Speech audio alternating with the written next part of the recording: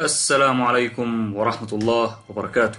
Today, inshallah, we're gonna read together an interesting lesson, The Ever-Living Tree, the life and times of a coast redwood. It was a cool, foggy morning in a forest near the ocean when the little tree first poked itself up out of the ground. There were other trees in the evergreen forest just like it. Some were taller, some fatter, some older.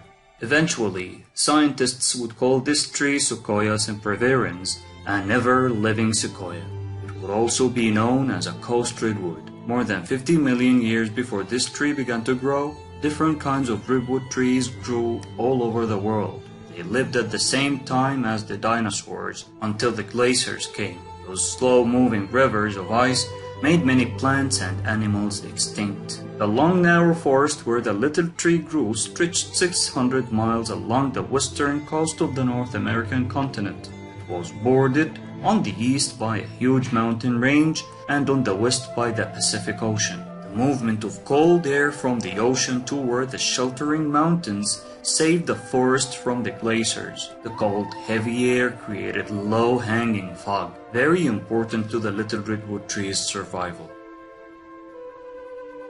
Halfway around the world, Alexander the Great of Macedonia perfected the use of catapults in battle and became one of history's greatest generals. Using elephants as beasts of burden, he led his conquering army through Greece to India and over much of the civilized world. Inspired by his teacher, Aristotle, he spread the ideals of Greek civilization throughout Europe and Asia. On the other side of the world, the little tree kept growing bigger. Time passed, and the new tree grew quickly. It spread its shallow roots far out under the floor of the forest. Its bark grew thicker, like an outer skin.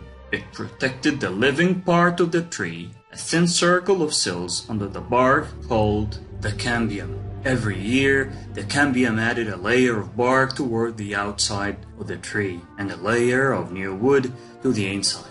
The newest wood was called sapwood, where water and nutrients traveled up into the air from the roots. The cambium added more and more rings of sapwood to the inside of the tree, closest to its bark. The older sapwood became the heartwood of the tree. Its fibrous chambers, plucked with wastes, were no longer used to carry food and water, but the tree still needed the heartwood to help it stand straight and tall. Time went on. Dozens of trapping spiders looked for spaces up and down the thick, uneven bark of the tree. They stretched their webs wherever they could. The outside of the tree looked like an apartment house of spiders. Webs didn't hurt the tree at all. It just kept growing. Across the ocean in China, men began building a great stone wall along their borders for protection against their enemies. Built entirely by hand of earth, brick, and stone, it took millions of workers hundreds of years to complete. The Great Wall eventually stretched more than 1,500 miles across mountains and valleys. Thousands of miles to the east, the little redwood tree grew and grew. The cold morning air was heavy with moisture, but soon the sun found its way through the thick trees to the forest floor. The air became warmer, and the moisture began to evaporate. The warm air rose as it lost moisture and became lighter. The air currents gently pushed insects higher and higher. Some were trapped by the waiting webs along the bark. A small group of native women came into the forest to collect acorns, pine nuts, ferns, and other plants beneath the tree. They belonged to a peaceful Native American tribe called Ohlone. Although they gathered what they needed from the redwood forest, natives did not live there. They considered the forest as a sacred place. Its giant trees, ferocious grizzly bears. They did their gathering quickly and left, thanking the Great Spirit for such a bounty. The woodpecker landed on the tree, picking a small hole into the thick bark. Tiny insects living there. A gray squirrel ran up the tree and hid an acorn in the hole left by the woodpecker. The squirrel hit lots of acorns that year. Later, it forgot all about the one hidden in the woodpecker hole. Years went by, and the cambium of the tree grew.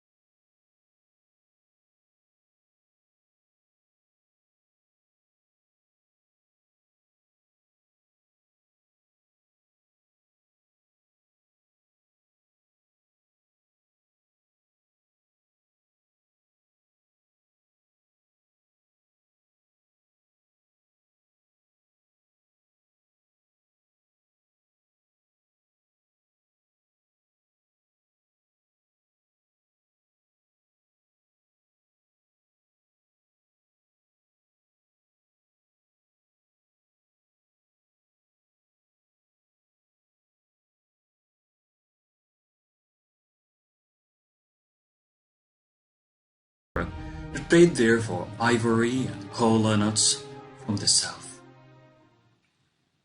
In the peaceful forest far away to the west, the redwood tree stood tall and strong. Tiny striped chipmunks ran up and down the tree.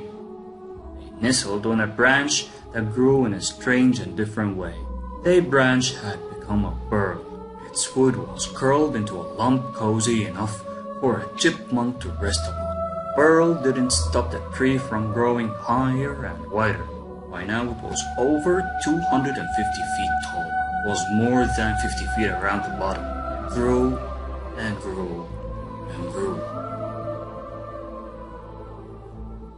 A trader named Marco Polo traveled with his father and uncle from Europe to China.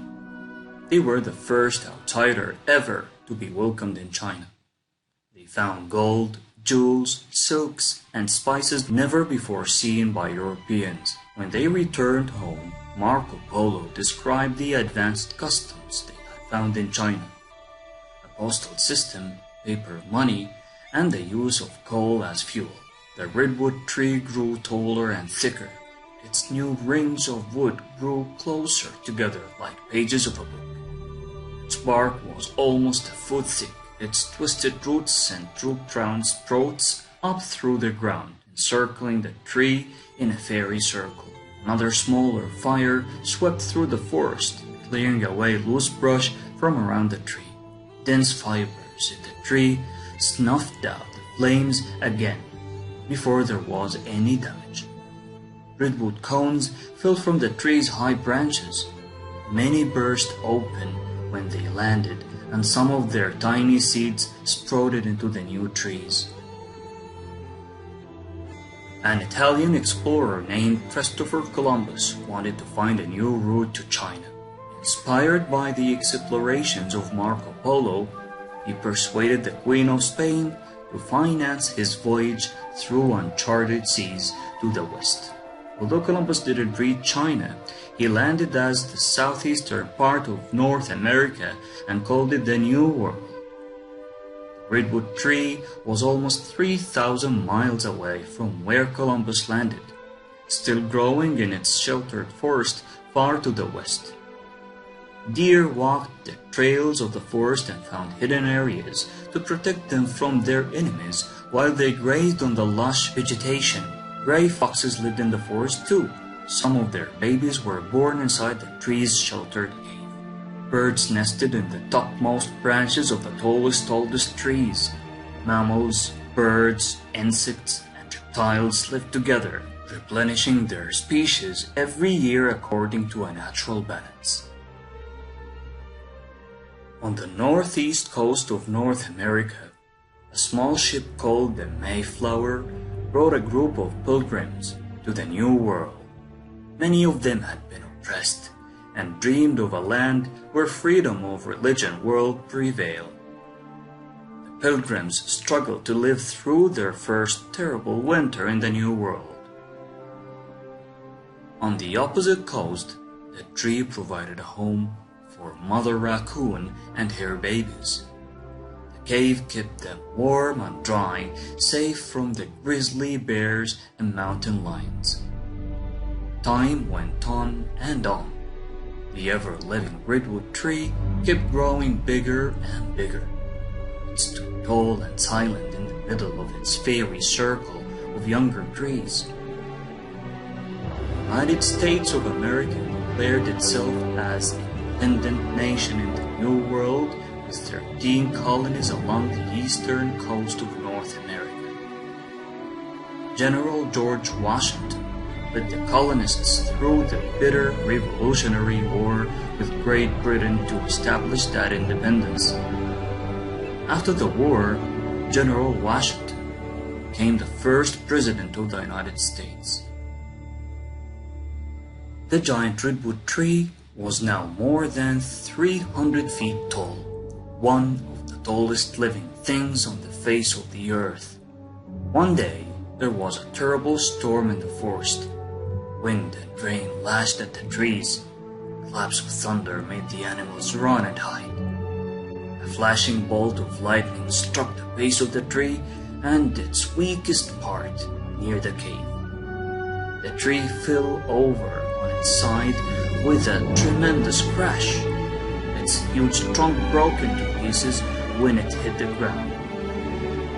Gold was discovered in the western territories of North America. Thousands of people crossed the continent in horse-drawn wagons, dreaming of riches and new opportunities. Boom towns and cities grew quickly. Hunters, loggers, tanners, and miners exploited the resources of the land. Soon, a railroad reached across the continent from coast to coast. Trains carried settlers to places near the redwood forest where the vigorous roots of the fallen tree kept growing. Time went on. The life force of the ever-living sequoia would not die.